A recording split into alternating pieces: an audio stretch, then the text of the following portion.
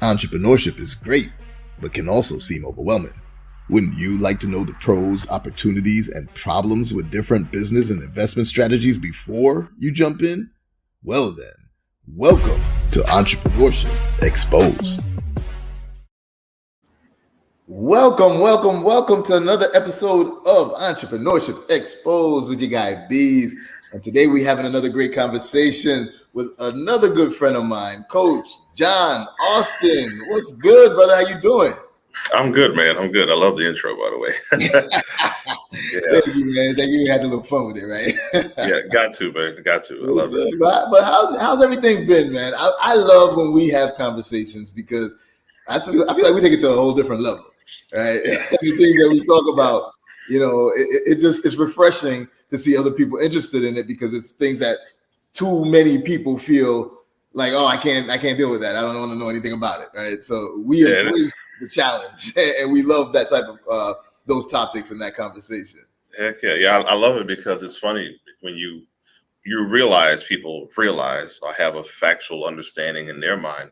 I can't do this, or why is it so far-fetched? I mean, we're in it day to day. We're trying to figure out the minutia behind it. So yeah, man, I love our conversations. They go deeper every time. So yeah.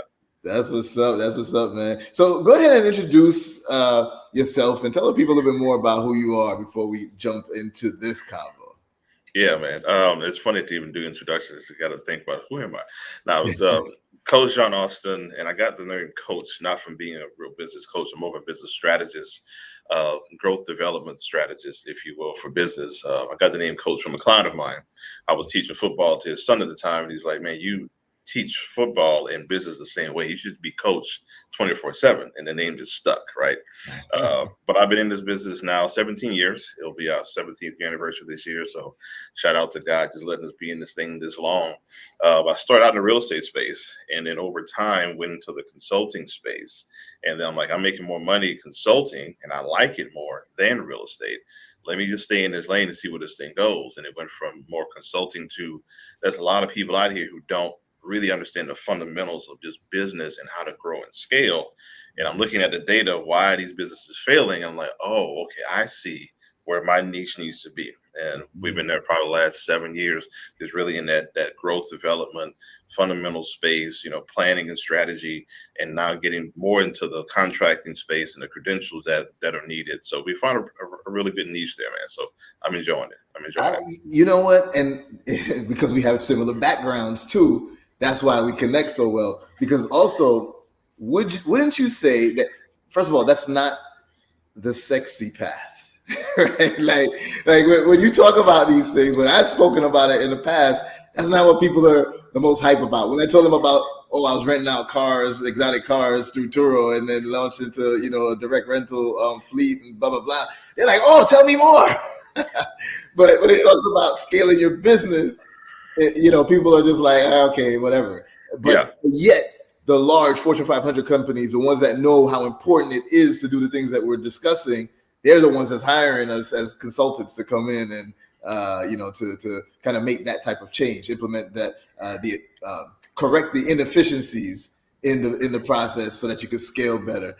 Focus on your team and how they collaborate and interact with each other, the communication, the process itself, the technology that's used, everything. It's important in order to grow into a, you know, multi-million-dollar and billion-dollar company. Yeah, it's highly needed, and it's funny because what social media says isn't sexy. It's not the same thing that the real world says is sexy. Yeah, and people want bottom line. How can you make me more efficient? I need to do more with my time, with less time. And how can I get my bottom line better off? Especially in this time now. I like this inflation, recession era that we're in because the chickens are going to come home to roost. Because if you can't make this thing work, you're not going to make it work. And the fundamentals, let's get back to the fundamentals. Why did we ever leave the fundamentals in the first place? And like you said, people do hire. Companies hire for folks like us to come in and look at their businesses and let's figure out how to make this thing more efficient and more profitable. So the sexy thing for me is deposits in the bank. And that's what we really all should be looking for. And nothing else. Yeah, there we go. That's what it boils down to, right? That's it, man. So now we have a similar background, but we also somehow ended up on the same path going forward, right? And you also got into business acquisition, right? So before we talk about business funding and exposing that industry, let's talk a little bit about acquisitions, because I love when I have somebody else that I can talk to about this, right? Exactly. Yeah. And you are in the practice of acquiring companies as well, right? How has that gone off for you? I mean, I did it not realizing, honestly, it was mergers and acquisitions. It was a matter of, I started getting hired on by a few companies, right? They're like, okay, we see you as a small company. How are you able to move like this? Can you help us? Because they don't have any ego. I need to make this money too. How can you help us? So when you get inside of these businesses, and this is where the acquisition came from, they're like, listen, your current marketing department is kind of lackluster there, but you would be better if you would have joint venture with, in my mind, I'm like, JV with this small company, bring them in, they would help you, you'd help them. And then why don't you go ahead and acquire them later on? And it's like, you may never thought. Now, the big companies always want to acquire, right? Because they don't want you in their path. Hey, come on board, be a part of us or whatever. And the smaller companies just don't want to get kicked out of their own firm. So we can negotiate those terms. But that's where the acquisition space really came from. And then I'm seeing smaller businesses who are like, don't start a new one if you don't have to. Why don't you find a seller who's really ready to exit, right? And who has the business you want. They're doing what you want to have done. Kind of like we talk about mentors, but find a business that's already doing it and bring them on board. And you could JV, and so that's where the acquisition space really came from me. And it really was a matter of, why do something that's already being done? Just bring it on in.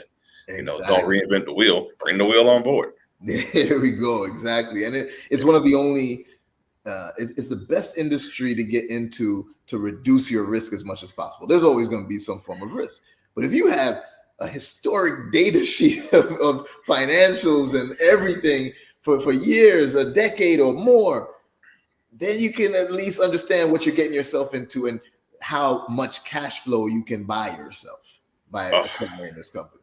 That's a whole conversation by itself. And then, people don't think business plans are sexy, or business development plans or marketing plans are sexy, but there's a risk assessment that should be in everyone's business plan model. Mm-hmm. And if you're buying less risk assessment, you're buying more profit margin, i.e. buying predictable cash flow. So when you go to a bank, we'll talk about that later, all that follows. So it's not sexy, but at the end of the day, we need to make it sexy. Those numbers need to be more sexy to people. Why you want to struggle and you don't have to. Be more strategic, right? Yeah. So, okay, so then that now leads into what I discovered about you after knowing you for a while. And then I was like, oh yeah, cool. This guy talking about the same thing as me. Oh, we both acquiring businesses. Oh, this is cool. Then I find out that, and I also knew that you were on the financial side, something with financing, something with funding. I didn't know quite what yet until a certain day when you explained everything. And I said, wait a minute, are you serious? And then I discovered that through the acquisitions, your company can also help with financial due diligence, which is a key aspect of acquiring any company, financial and your legal due diligence. All right. Exactly. So explain that, your due diligence part of what you do in acquisitions. So when you're taking on a business, you're really taking on two major things, in my opinion. Yes, the culture, but the cultures have to merge. But you're taking on leadership and how that company has been successful over time. But at the end of the day, you're taking on their financials, their profit and loss, their EBITDA, good and bad or another, their cash burn, their break even, all of the numbers that make this business attractive. Netflix, for example, didn't have a very good financial model, i.e. why they're at where they're at. But other companies, even in this recessionary time period, the cash flow and the profit and loss, those numbers you want to make sure are healthy. So for us, looking at a business and the health of a business, I'm going to put money in. I want to acquire this business because I like it, because it's going to make me money over time, right? So we look at the numbers as, are these numbers true? Let's look at the fixed variable costs. Let's look at profit margin. Let's look at net over gross. Let's look at debt. Let's look at all the things that fundamentally make a business. And can this business, with its current financial makeup, last another 5, 10 plus years? Can we bring on new employees?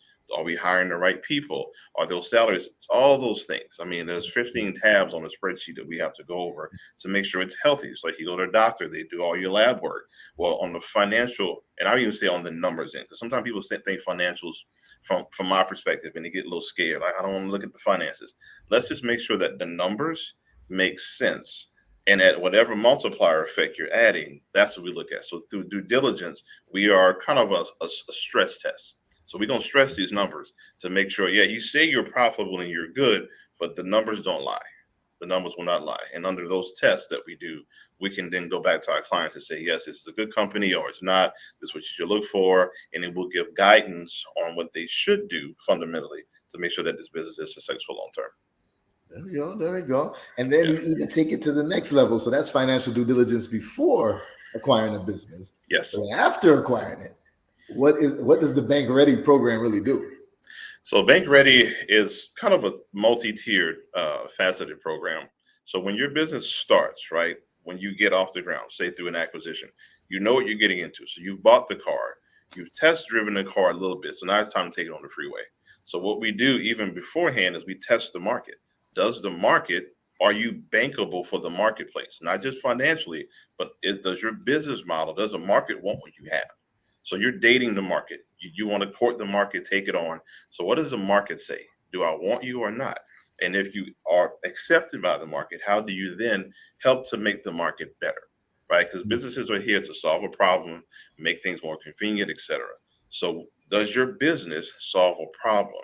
What are you working on? What are you fixing that's a need in the marketplace? You want to do a market feasibility study throughout acquisition, at the end of acquisition, but in the Bankready model is we've done the market research. Now we know how to attack the target market and niche things down for you. So that's super important on the market side.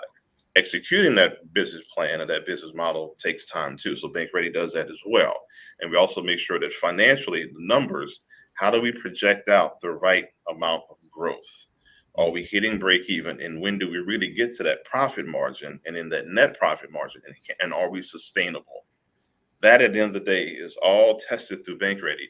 And I see why a basic business plan doesn't do that for you. You have to have all those matrix involved to make sure that your sustainability and profitability in the market is pristine. And that's in essence what Bankready does for you, startup or not. Perfect. And then basically, as its name says, it makes you bank ready. So now you can get the most amount of funding from any bank going in with this type of data. Exactly. Right? Exactly. Okay. Yeah. Now, and you and I have had conversations, and I've told you in the past that there's so many things that you could do with business credit. That's why I never focused so much on like government programs, going through the SBA or any, even when PPP and all of that came out, I was like, no, thanks, I'm fine, right? But that was my decision because I just prefer to avoid the paperwork and maybe certain restrictions that come when dealing with the government, right? But you've also made a business of helping people to get grants, right? So apart from before we dig deeper into the business credit side and the getting funding through banks and such, whether it's the government or not, can you talk a little bit more about the grant side? Like how does that work? Yeah. And as an entrepreneur, what should you be looking out for? Got it. So we have the brand trademark Bankready. We also have the brand trademark Are You Grant Ready?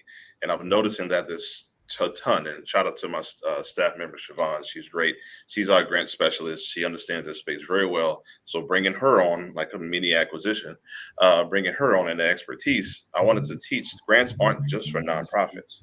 There's a lot of grants out here for for-profit businesses, for startups, for working capital, for equipment.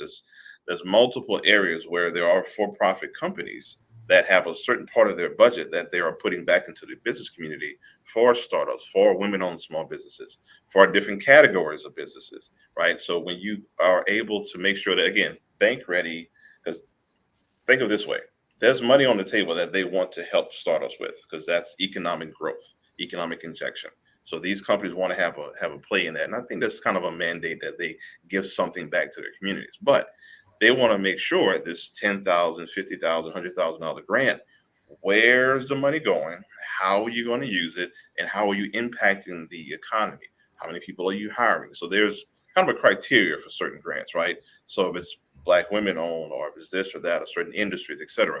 That's why it's important to have that business development model to let a bank or a company know, especially when it comes to grants. And grants aren't as difficult. You don't need a grant writer necessarily. You just have to make sure that you're a part of different minority organizations, a part of your chamber of commerce, things of that nature. And that rabbit hole will take you through, also be a part of your minority supplier council. Those companies are there. They're sitting in a room with these CEOs. So when you do your pitch or your spiel, then you can say, hey, these grants are available for Atlanta, Houston, Florida, markets. It's all over the place. But you got to be in these rooms and have your business development model ready to say, here's how we would use those monies. And then according to the criteria, do you meet that as a business? So we really start operating more like a business. The grants are almost like applying for a loan. They're not that great a difference in the two, to be honest with you. Okay. Yeah. Well, I might, take you up on it. I stay away from them usually, but having a resource such as yourself, that makes it easier for me, right? Yeah.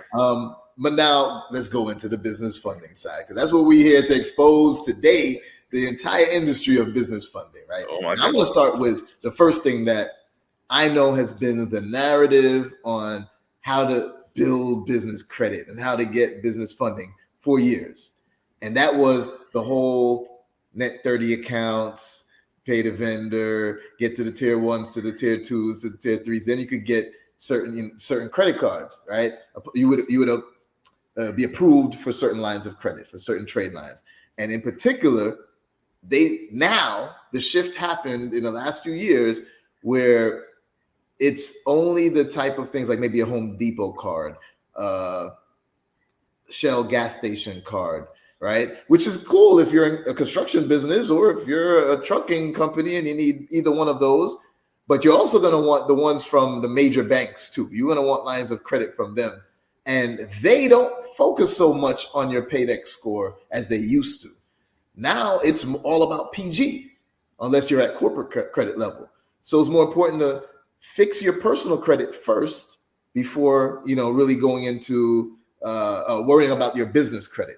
But tell the people your perspective. If you feel that I'm correct as well, if that shift is made, but what is it that you feel is, as of 2022, the recipe to building business credit? So, God, this is such a wild topic because I never knew all of this extra minutia, and I'll even say sometimes crap existed until I got on social media about 1.5 years, 2 years ago. There's so many credit experts out here that aren't really experts at all, because everybody doesn't fit into this bowl of do tier 1, tier 2, tier 3, Exxon, Amazon, all these different things. Like, I don't need any of that. The bank that you really need is a relationship with a couple banks. And I'll say multiple banks, credit unions, your CDFIs. You want to have a relationship with the top 5. Okay, I'm not a big fan of them because I think they abuse the community, but you want to know and have a relationship with the Amexes, the Chases, the Bank of Americas, et cetera, right? You want to have a regional banking relationship, Regions Bank, et cetera, Fifth Third, whatever, and then have one with your local community development financial institutions or your credit unions. You want to grow the relationship with the bank because every bank has a different appetite. So Chase Manhattan may want to see how much money you can put in the bank, and then they'll give you a line of credit and or based on your personal credit. Because here's the thing. We may be 30, 40 years old, right? But the business might be 1 year or 2 years old. That's a baby still with no revenue. So you expect the bank to extend you a line of credit with a good interest rate, and you're a baby still. Make it make sense. Yeah. And those banks don't care if you've got tier 1, tier 2 credit. Now there are, and I will say for a disclaimer, right? Because it's going to be on the airwaves. It's not a bad idea to start off with a couple of small tier 1, tier 2 credit and build yourself up, because everybody's got to go to Office Depot, but go where you're needed. If I'm in real estate, you better have a Home Depot line of credit, right? And there's ways you can work that out. Office Depot, yes, but don't get this extraneous, crazy lines of credit that you're not going to use. Go directly to the source and start building a relationship with the institutions you're going to use day to day. Make sure that your initial deposits are of a certain amount. And that way, through your balances and your income and your revenue, then the banks can extend you a line of credit, because sometimes we don't need as much as we think we do. You don't need $50,000, $100,000 line of credit. And if you do, what are you going to do with it anyway? Where's the revenue to pay this credit off regardless? So let's look at how much debt we truly need, and then go for the institutions that can supply us with that debt that can be leveraged for things that we need to drive revenue. I think if we just handle it right there and start getting so caught up in all these, because some of these lines of credit that I see, you got to have a certain amount coming through your account. A lot of us don't. Some of these lines of credit are kind of high interest rates. So some of you on social media, shame on y'all for getting these people involved in these 12%, 15% interest rate lines of credit. Doesn't make a whole lot of sense. Look at how much revenue you can drive and how much debt you need to leverage, and then grow that over time with the correct institutions. Having that bevy of a portfolio of institutions in your back pocket and allowing them to help you grow your revenue, that's what we really need to be. My opinion. No, I agree wholeheartedly, right? That's how it should be. And making sure that you have that revenue coming in before or in conjunction to how much debt you're taking on, right? Mm-hmm. Don't take on debt without that plan of how you're going to have revenue coming in also in order to pay it off, because you're utilizing that debt for a purpose, not just getting it just to have it for, the sake of having it. Yeah, right? Yeah. Now I'd rather have debt than have, too much fiat currency as well. Of course. Because, cash, you want to have a little cash reserve, you want to have enough debt, but what does your business need? Like, I may need $1 million line of credit, right, to go out and do certain real estate transactions. I want to pull the credit right away, right? But then you need maybe a mix of revolving credit, a line of credit, a loan from a bank, micro loans if you're just starting. So there's so many things out here. You want to be really financial literate to the products that are available, and how do those products affect your business need, and then how will you execute on those loan products?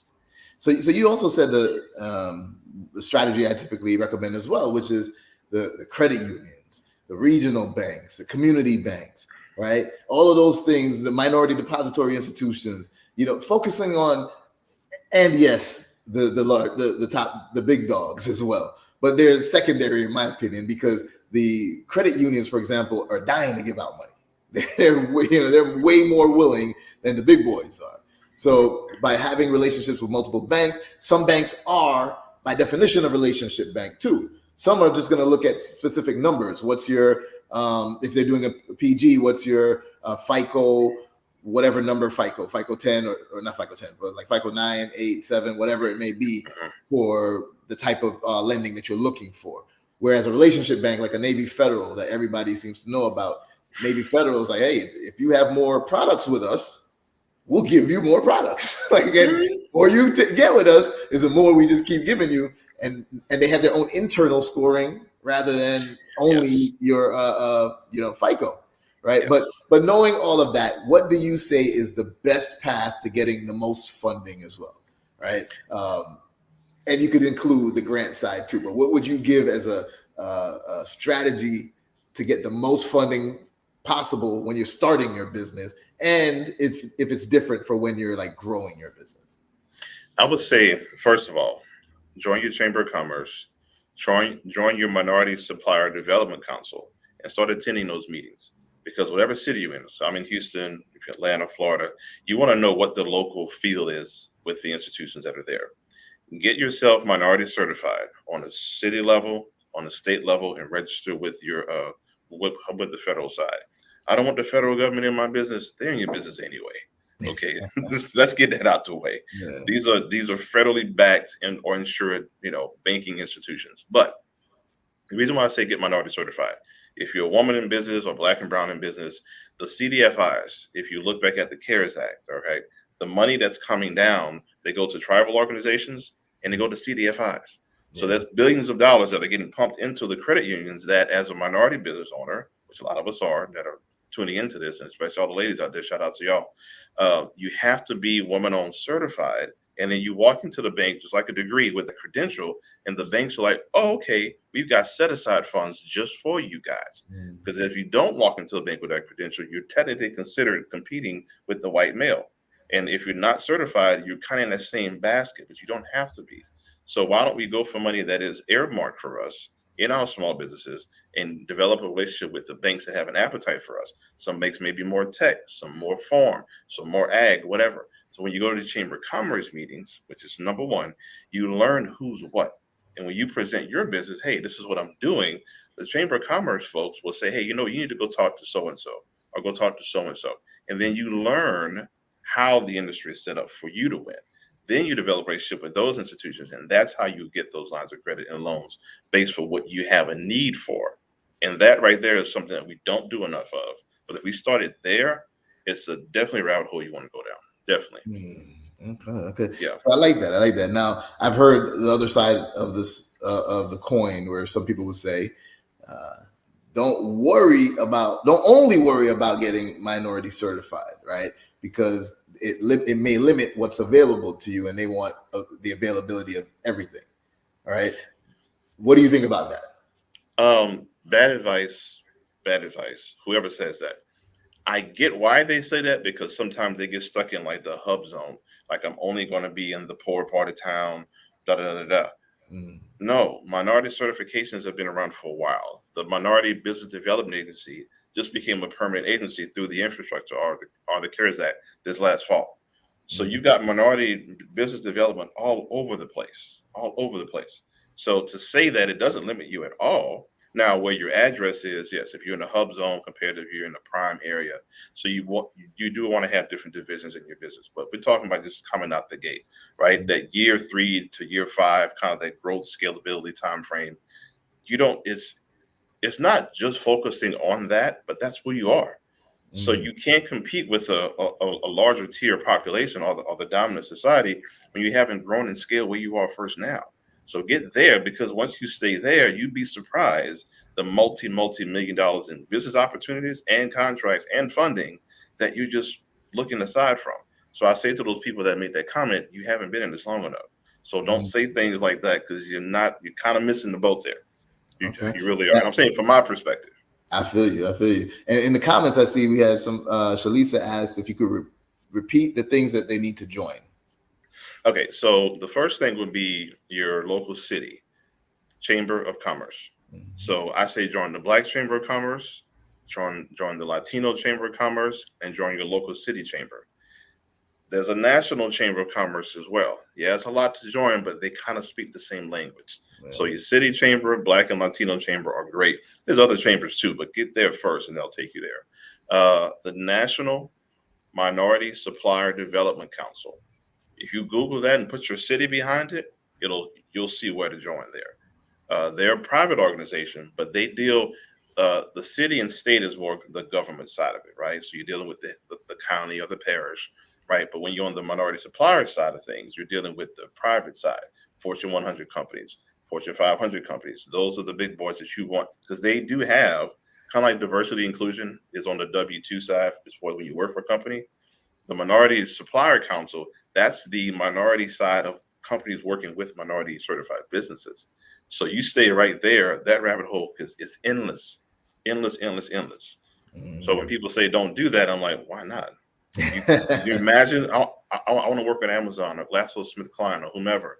Well, they've got a Supplier Development Council affiliation. They are a part of that organization. So get in a room with these CEOs. You'd be surprised those conversations that come about. Join those, go to those conventions. Man, we can be here for 2 hours, and I guarantee you people, and then you want an acquisition, you merger an acquisition with these smaller businesses and grow your brand that way. Now you're better suited to feel a need in the community or feel a need for whatever's in the marketplace. You're better equipped, but you got a better toolbox. And now you're trying to go B2C and sell it to everybody in the world. No, let's go B2B out the gate. The gate. Those conversations change after a while. Definitely. I'm definitely a proponent of B2B businesses overall. I mean, B2C, when there's a recession or any type of dip, discretionary income, it's going to lower, and then they're not going to spend as much. But B2B, they still need to have their business operating. So your service is vital to their business. Right? Exactly. So definitely a good point. Now, so shift a little bit in business funding. So we know what it is. We know how to get it. We talk about building it up and all. But as an entrepreneur, what did you do with business funding? How did you make that into a business, helping people to get funding? How did that come about? And where do you see it going right now? Because we're about to get into our pop segment. And you already know that the pop segment is pros of that industry, helping people with business funding, the opportunities that exist in the industry that's going to make it continue to take off, and then of course the problems that you faced and the obstacles that people need to be aware of. So how do we get into it? So just recently we took a class to get certified as a business purpose broker, if you will. So we've got over 70 lenders at our disposal. So for business purpose funding, our company took a class. And again, you take a class for this stuff, and you do business purpose funding, just like there's the business sites for business brokers to sell and buy businesses. You can get certified to actually do the business purpose funding as a broker. So I have access to lenders to where I know what criteria you need to meet. Bankready again. I know how to underwrite that. I know what underwriters need to see. So based on your need, we know as a broker where to send you, right? And how to get that funding. There's a lot of funding through the SBA that we aren't touching still to this day. The SBA has a lot of approved lenders that people aren't even touching. So make sure you know who your local SBA office is. Go talk to these guys, and they'll give you a list of SBA approved lenders that you need to go talk to. So over the years, I've always worked around the SBA. It was kind of a standard thing. Get minority certified, deal with my local SBA and organizations like that, and they'll walk you into the door of who they're already affiliated with. That's as simple as I can put it. I think as an entrepreneur, that's where you want to go out the gate, and they'll lead you to them. So those Chamber of Commerce meetings, SBA meetings, all that, that'll take up a lot of your time, and you're not wasting time, right? Because they tell you where to go because they've approved them already. There we go. There we go. So what would you say is a pro of this strategy, this business strategy? A pro to it is entrepreneurs, we don't have time to waste on anything.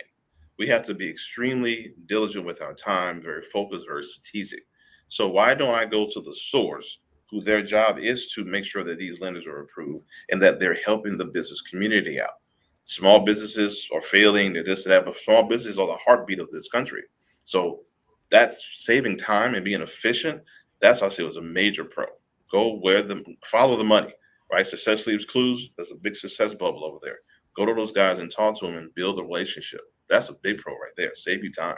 And everybody needs funding. So to be able, you have endless customers as long as you reach out properly. So that's it. Yeah.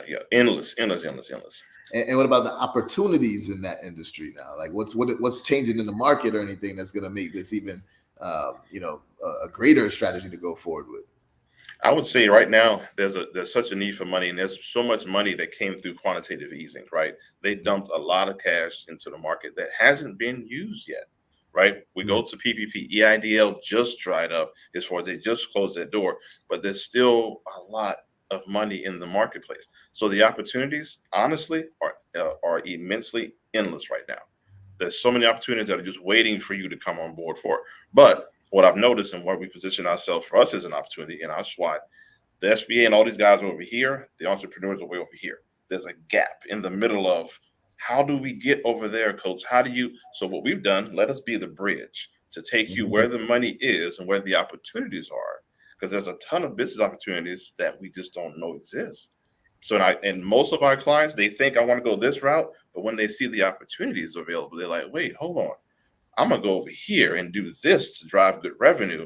I'll do that passion project later. Yeah, so the opportunities change when you get into the room. The rooms change the conversation. And based on your superpower, you'll tell what you can do or can't do. But if we're not in these rooms, you never know the opportunities exist. There we go. And of course, we got to get into what are the problems, though, the obstacles that we have to go over in order to, go through with this strategy. I'm going to be totally honest, and I run into this myself. The problems come in, which one works best for me, right? There's a lot of money, and all money isn't good money, even from institutions. You've got to find, and just like you're dating for a spouse or whatever, right? What's this right mix for me? Where's the right synergy for me? And studying the marketplace is something we don't do enough of, which causes problems. Stop going for the low-hanging fruit, the nice, flashy things. People on Instagram, and I get really sick and tired of seeing people, all these, come get this business credit, and so taking a trip here and there. They're really taking the trip off the money you pay for these courses. You don't have to pay for many courses. I have a Coach Austin approved list of people that I know, and there's probably 3 of them that I know that do business credit and things of that nature. Everybody else is, I don't want to say that, but they're not. They're only doing this for like 6 months, and they're an expert now. The problems are we don't want to go with what's tried and true. Flashy and new, no. These are financial institutions we're talking about here, y'all. Okay? Go with what's tried and true. Go with what's proven and take your time in court. And really, the problem is we need to turn this conversation around. We are the provider of services. We need the bank's money, but you don't just have to take anything.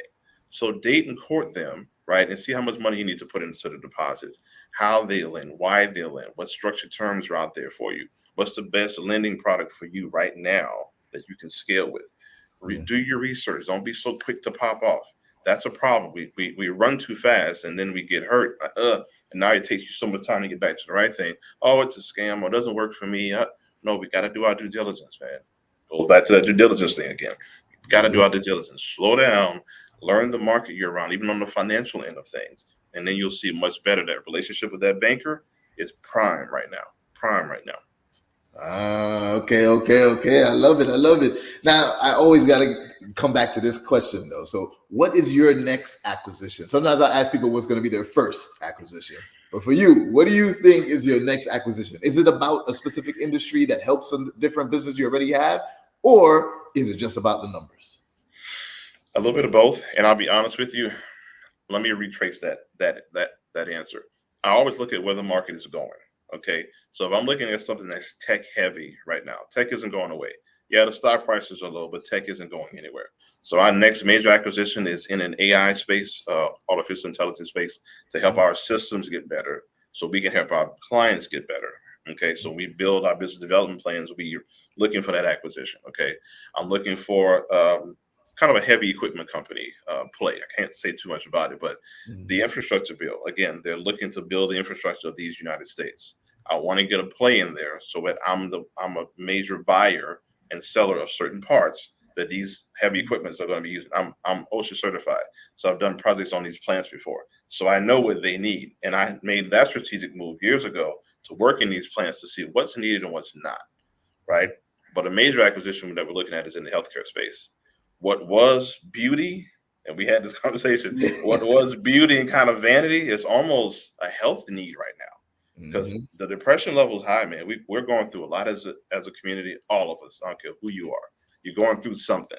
And if you need to get a little tummy tuck, a little this, a little that, even the guys are doing stuff. There's certain healthcare businesses that used to be vanity space, but now people are putting money into it. And if you feel better, you are better, and you can just have a better quality of life, man. So we're looking heavy into that space. So I don't say it off because it's funny you ask that question, but we're definitely looking for that. Because again, those are going to be cash flowing assets that have a proven history. And you look at where the markets are going, it's not going anywhere. And I love that you mentioned, like, you thought you're strategic in knowing where infrastructure is going. And a lot of money is going to be poured into infrastructure to rebuild, to improve. Now you're going to get a cash flowing business that's already in infrastructure because you made that. You're looking at the business as a product instead of focusing on the end result of the business. You're looking at the bigger picture, knowing what's going to grow more. And now you're getting something without having to start from scratch in there and into a major area. I love it. That's the beauty of this, is because now you don't have to start from scratch. You get a head start, and you could, pick and choose your industry more instead of only what you already know, right? And what you can build yourself. Exactly. Now you're just scaling. I love it. I would tell people, make sure you're not just on the real estate front. When you get in touch with the city economic development director, I'll say it again, the economic development director and the city planner are two people you need to be in their office, because these developments don't just happen overnight. They plan these things out 5-10 years in advance. Join your Rotary Club. Please join your Rotary Club. Those are conversations you don't see on the news. They happen on the golf course after the fact. But when you know where the city is going, where these industries are going, you can plan and have guidance for your own businesses and then make a decision on where I want to go. So in chess, you don't want to be the pawn being moved. You want to be the one moving the pawns on the board. And if you're in more control of that further out, so keep your day job. Please don't quit it. Quit following that advice too. Don't quit the day job, but be strategic about where you're spending your time and where these markets are going, and then how can you fall in line with that? Perfect example is like in the last few years, it's really just the last year. It's about 12 months now, when the announcement really came heavy that Miami and South Florida was going to focus on crypto and Bitcoin and NFTs, right? And be a city that's the hub for all of that. Now you know, okay, how do you get into it quick? You can't go start a business from scratch and get into it quick, right? I'm not saying you shouldn't. I'm just saying that's not the get into it quick and be at the beginning of the trend. Now you can acquire something that's already in that area, and now you know where it's going to grow. So yeah, I love it, man. I love it. Yeah. Speaking of NFTs, I have a book that's dropping in probably a week or two.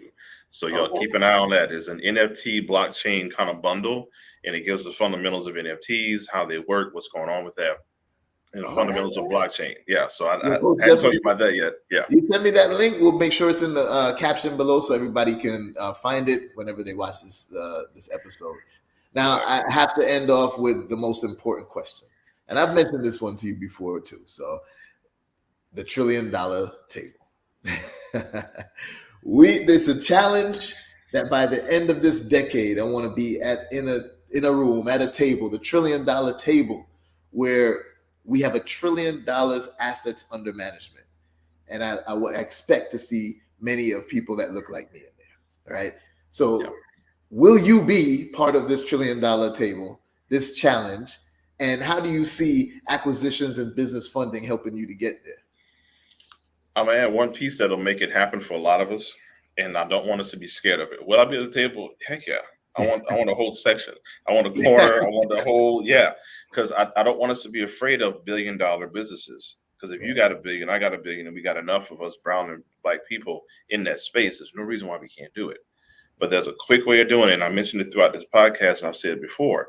You got to get minority certified to be able to play ball and get these government and public and private contracts so that when you're making these acquisitions, your business works better. Business is not just me. I got a staff of almost 15, 17 people now, right? I have staff. We have payroll. So to bring these acquisitions on, the government doesn't do the work. Public and private, they don't really do the work. They hire either W-2 or they have private contractors come in and do the work. So we position ourselves with those certifications and we're in different rooms. 6 and 7 figure conversations are kind of small. One of my recent clients in Florida, black lady, developer, just got a $24 million contract 2 weeks ago. So she's then been offered another opportunity to be a lead on another contract that pays more than that one. So when we talk about $20 million, $50 million contracts as a norm, we can get to the $1 billion level. We definitely can scale there. So will I be there? Heck yeah. How am I doing it? You got to play ball in the lane where you're at that gives you the most tools for that battle. And if you're not certified and you're not at least entertaining government, public, and private contracts, you're missing it. You're so missing it. And there's no reason why we can't. That's the $1 billion play. And if more of us did it, man, listen, game over. Game over. I love it, man. Well, listen, Coach, thank you so much for coming on to Entrepreneurship Exposed. Bro, it was a great conversation as always. I know that everybody got some amazing gems, some amazing information, some sustainable strategies out of this conversation. So thank you again for coming. Everybody make sure that you like and subscribe to this channel if you want to see more conversations like this. And I will see you at the next episode. Let's go. Take care, man. Peace.